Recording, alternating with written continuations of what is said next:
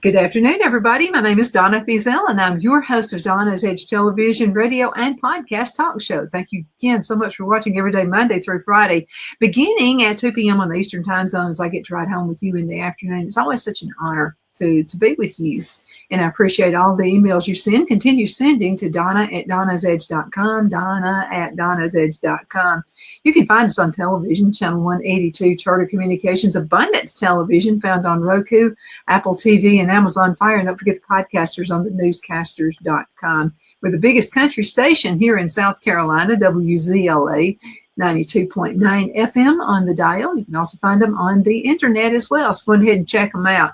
Continue listening to us also different ways. You can go to Facebook.com and find all the past shows. If you'd like to see Pastor Mark on any of the other shows, I'm going to tell you how you can do it really quick.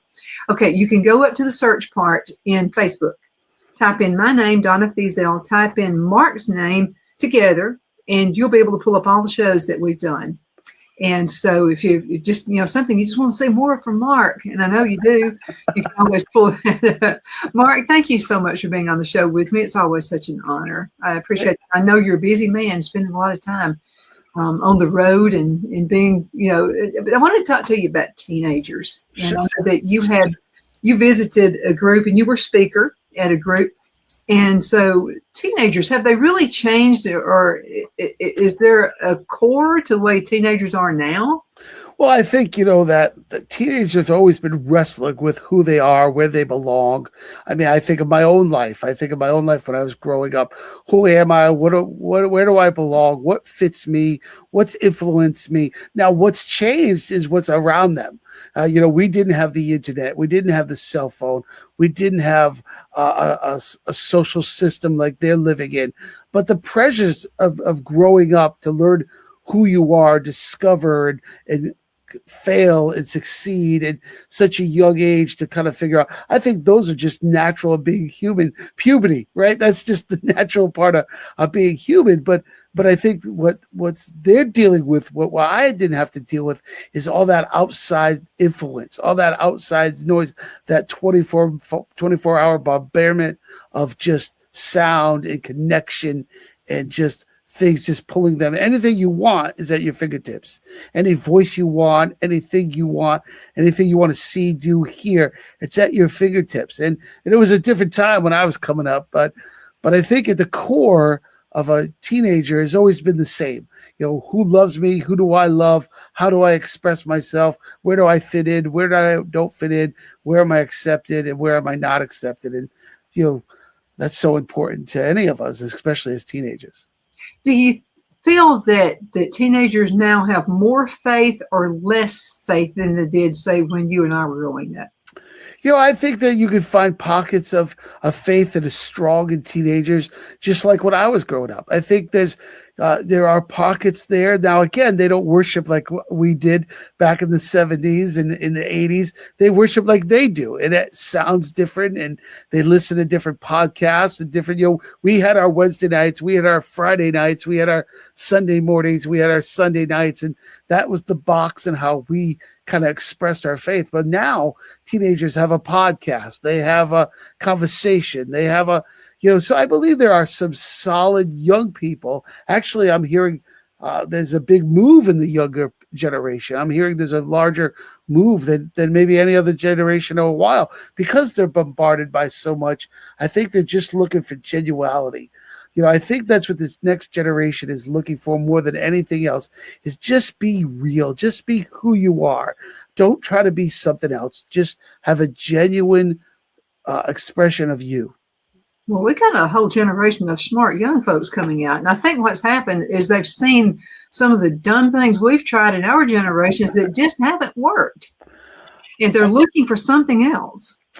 I think you're right. I think you're right. They just want truth. They just, again, 24 hours, 7 days a week, bombarded by commercials and noise and sound and GoFundMe's and help me and support. 24 hours just bombarded by just voices. So I think that they just want something real, organic, genuine, true, that's not there asking them for something, that's telling them they can be something.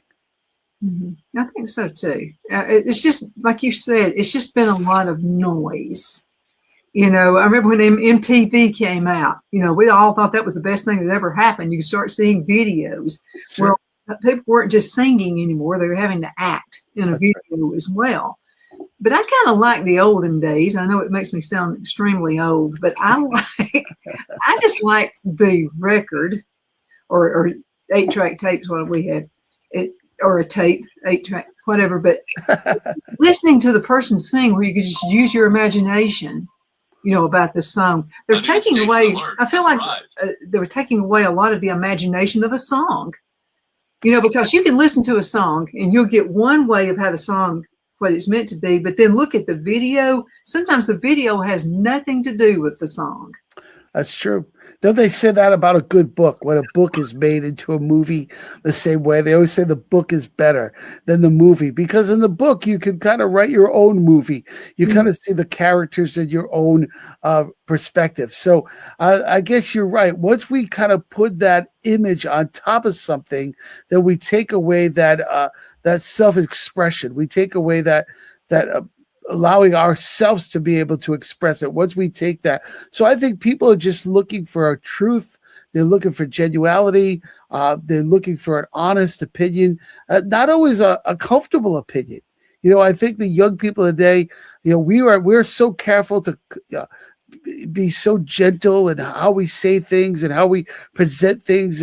But I think the young people, just tell me what you're thinking. Just tell me what you want to say, and let it go where it needs to go. And that's what I appreciate about people. I appreciate about that. I'm seeing this cry out there going, listen, you don't have to try to sugarcoat it. You don't have to go around the mulberry bush. You don't have to just kind of, say it. Just tell me, because I'd rather know where you stand than worry about where you stand. So that genuine, that honest opinion, I think is louder now than it has been in a long time. Well, I think so too. Just cut to the chase. Just say whatever it is. Be done with it and then move on. I like that attitude. I really did. I really do. I had wonderful school teachers though. And so I had a teacher one time, she wanted us to do a report on Wuthering Heights. And of course, there was a movie in the 1940s that was made, and then you've got the book. And she said, I'm going to be able to know who reads the book and who watched the movie putting a report on it. And there are different takes, the book versus the movie. I love to read, so I read the book. And so I aced it. I got an A on mine. There were some people who put some good reports together, but the problem is they were using what they saw in the movie. So the teacher made a great point. She said, the reports are better of you who actually read the book than the ones who actually saw it, because you got more understanding by reading those words. I feel like I do too. Amen. I do, just reading the book. You make my heart so warm up, because when I think of the book, there's only one book that I want to read more than any other book, and that's the Word of God. I want to read that Bible. I want to read that Bible. And you know what? In a lot of ways, I'm thankful for all the films and TV shows like The Chosen and that have brought so much awareness to God's Word, and have brought so many people interested. They're watching these and they're getting into them and they're talking. But guess what? We pastors can tell if you've really read the book or you just watched the movie. We can tell. So the same thing, like your teacher said, I'm thankful for these tools that God is using to bring awareness to his word. Again, some great films, some great movies, we created Forgiven the Nightmare into a short film. So there's a role for films. There's a role for movies. There's a role for storytelling like that. But those that enjoy getting a a book. Right now, a couple of weeks ago, we had 24 inches of snow up here in the Northeast. You couldn't really do anything. You had to let it stop before you could clean it up, kind of go out in increments so it doesn't get too big. So all my wife did was go get a hot cup of coffee and go get her books. She said, I know what I'm doing today because there's nothing else you can do. So she got her books and her hot. So there's something about reading the book and the book that's above all books. Absolutely. Let's talk for just a few minutes about that, about how important it is for us to have just a space. Because again, all the stuff going on at work, all the stuff going on television all the time, radio, whatever. And is it important for us to have quiet moments? Of course. The Word of God tells us to be still and know that He is God. And I think being still is so difficult in our culture. Being still is so hard because we're not used to it. I know that I grew up in a home that silence meant anger. Now, my wife didn't grow up in a home like that, but I did. So when people were quiet, it meant anger. To my wife, it just means rest. It just means I got nothing to say. When I want to say something, I will. I'll tell you. But silence is okay. But for me, silent meant anger. It meant rejection. It meant that I'm putting you off. So I dismissed it. I didn't like it because I always felt bad when it was happening. So I had to learn as an adult to say, you know what, I can have some self-care. I need to have first my quiet space. I need to have that place. I call it a prayer closet. I need to get into my time before the Lord because I know whatever happens in that space is going to affect every other space.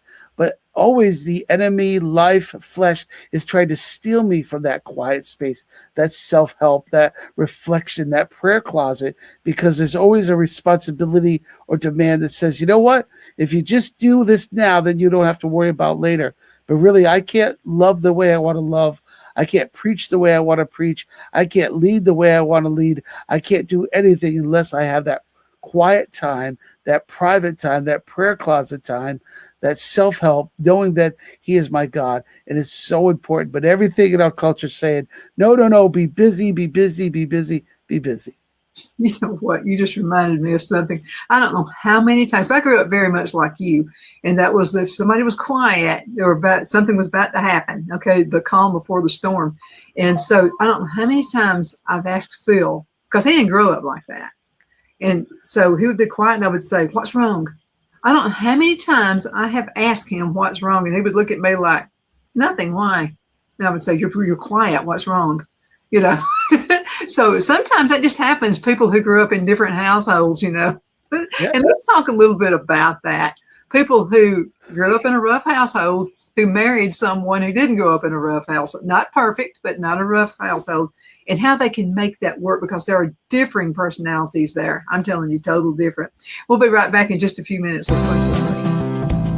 Twin City Used Car Sales has been serving drivers in the Northeast Alabama area for years with a quality selection of late model used cars, SUVs, and pickup trucks. On top of our extensive selection and competitive prices, we offer professional auto financing services for used car buyers of all credit levels. Whether you've just begun your search or you're ready to secure your next vehicle, at Twin City Used Car Sales, you will drive away with the vehicle of your dreams. The sales and finance staff at Twin City Used Car Sales looks forward to serving you, and you can apply for financing online before your visit to our used dealership in Gadsden, Alabama. Check us out on the web at twincityusedcars.com or go by our location at 901 First Avenue, Gadsden, Alabama. We sincerely look forward to serving you.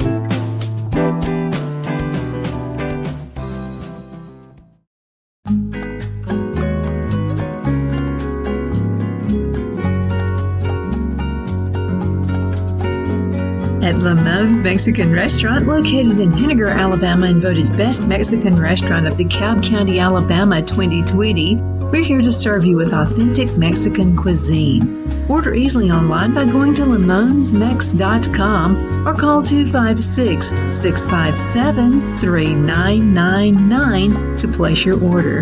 We're open Sunday through Thursday, 11 a.m. to 9 p.m. and Friday and Saturday, 11 a.m. to 10 p.m.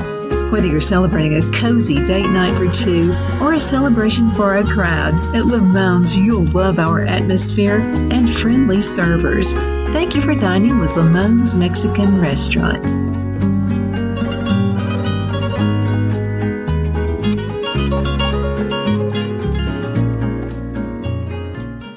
At Liberty Bank, we're all about community, whether it's to help with a charity fundraiser or help families in need. Toys at Christmas or a local football team, we're here for you. You see, we realize the importance of family. Sometimes it's to build a new home or necessary home repairs. We're here for you. If you like the feel of a small town bank with all the conveniences of a big city bank, we're here to serve you. You will find us at any of our convenient locations in DeKalb, Marshall, Etowah, and Blount counties in North Alabama. You can call and speak with any of our friendly staff at 256-659-2175 or check us out on the web at libertybankal.com. And thank you for your support of our community. Member FDIC Equal Housing Lender.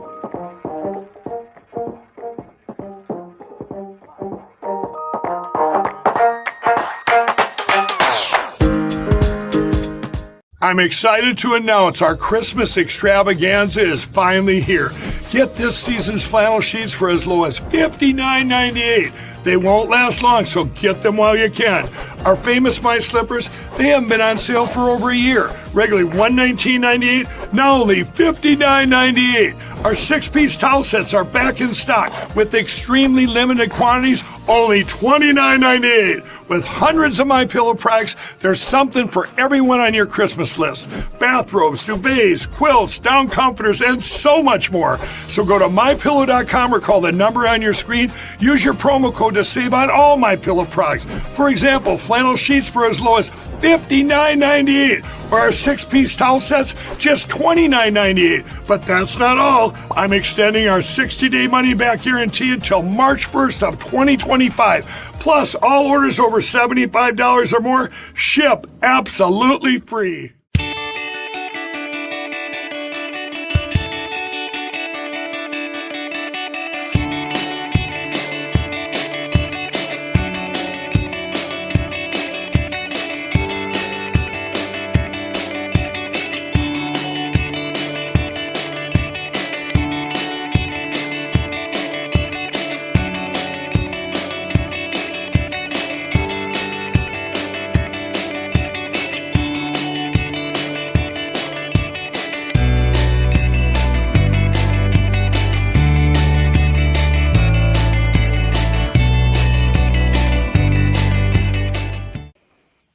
Good afternoon. We're back. My name is Donna, and I'm your host of Donna's Edge Television, Radio, and Podcast Talk Show.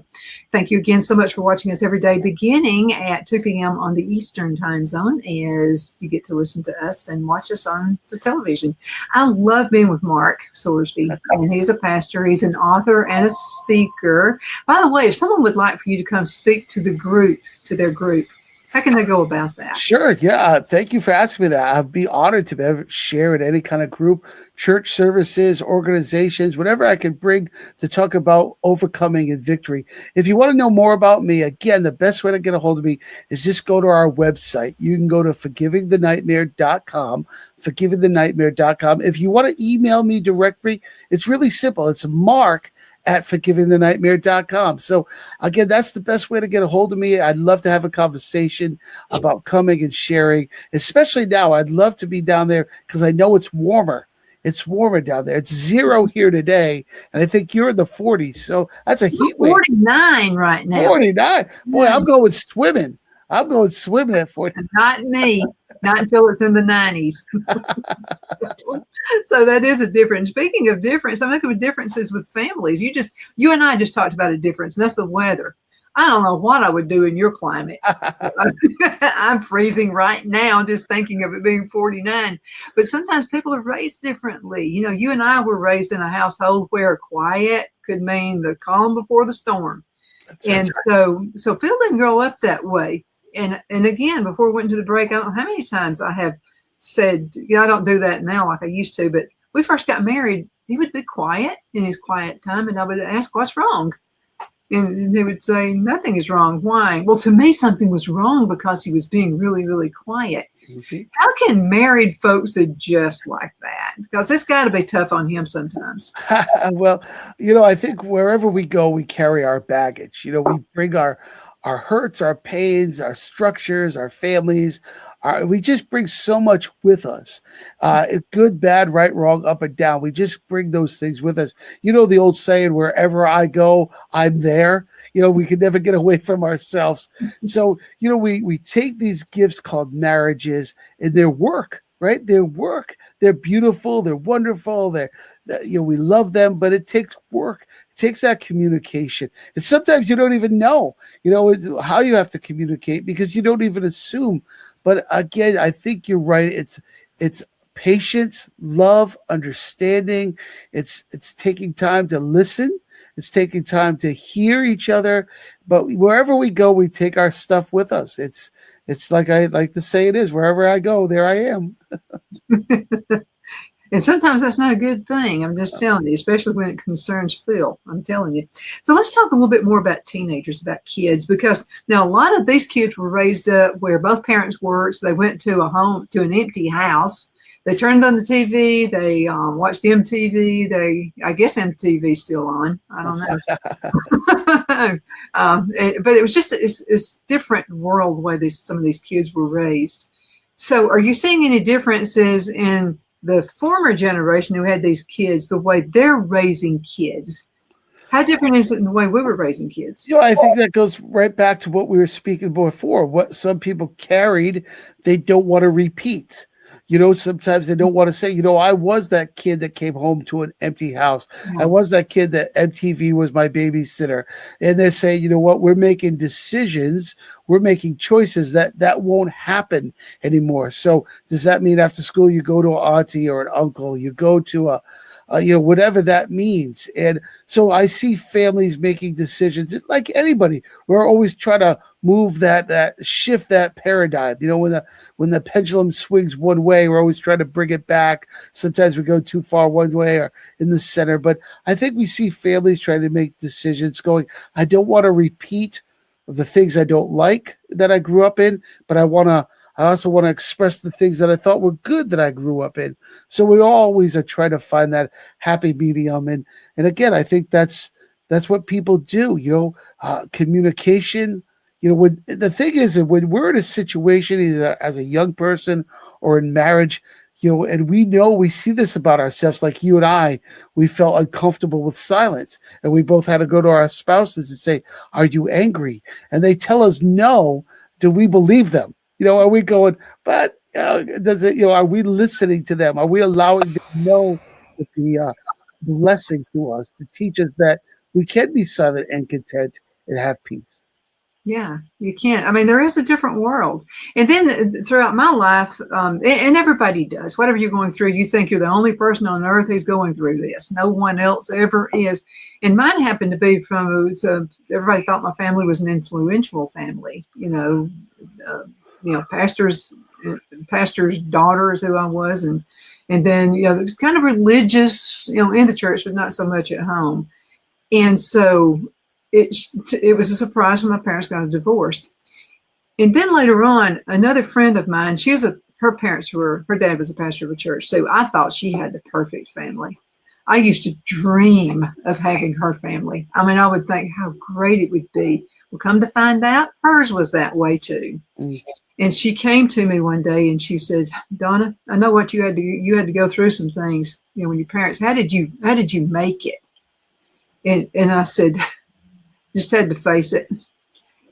And I still haven't made it. I said, it's still tough. And I said, you're still going to have times, And she said, well, people thought our family was perfect. And I said, well, everybody thought mine was too. And they weren't. They were far from it.